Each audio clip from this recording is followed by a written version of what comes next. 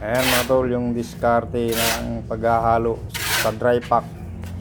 Naksa. Haluin muna yung buhangin. Mix sa tubig.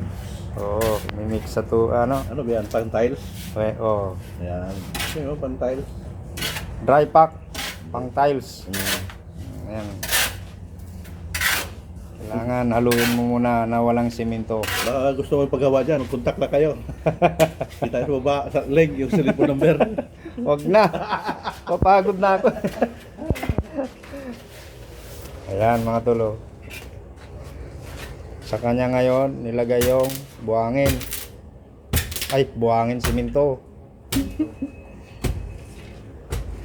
Eh, si boss, oh. Oh. Ganda lalaki. Wala yan. Hindi mo nga ito eh. Sila na pala malun.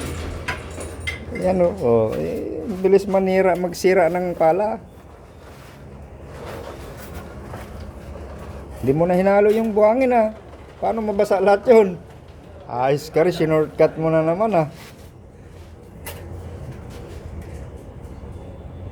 Ayan mga tolo, shortcut na naman niya. Hindi niya hinalo yung buhangin, hindi na basa lahat yun. Lahat ng mga tol.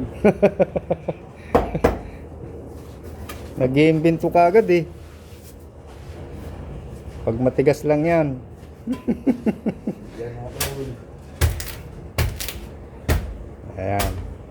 Tingnan natin kung kaya niya maghalo mag-isa. Susunod na project mga tol, siya na yung ano, hahaluan naman ng dry pack. Ayan. Eh, tsaga-tsaga muna siya maghalo.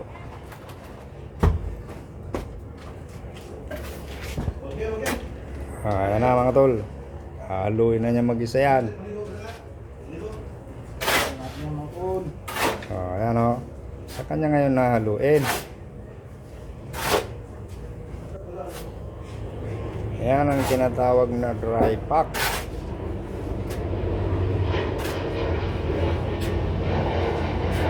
Yeah, mabilis lang oh.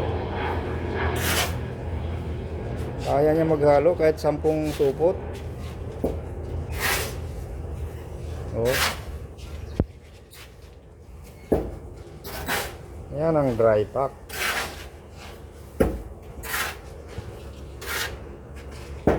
Mga 3 baliktad yan mga tol. Ayos na. Saka yung tubig pala nyan, isang balde, mahigit, kalahati. Yung 2 supot.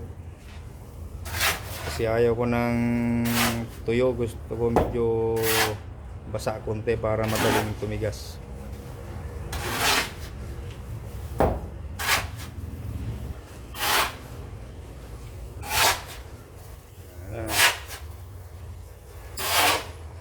Dry pack na.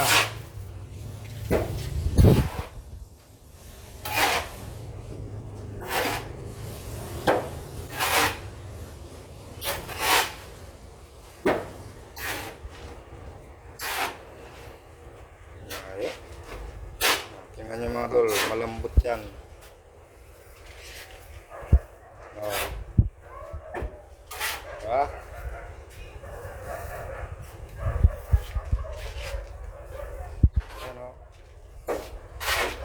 Hindi mahirapan yung tile seater mo.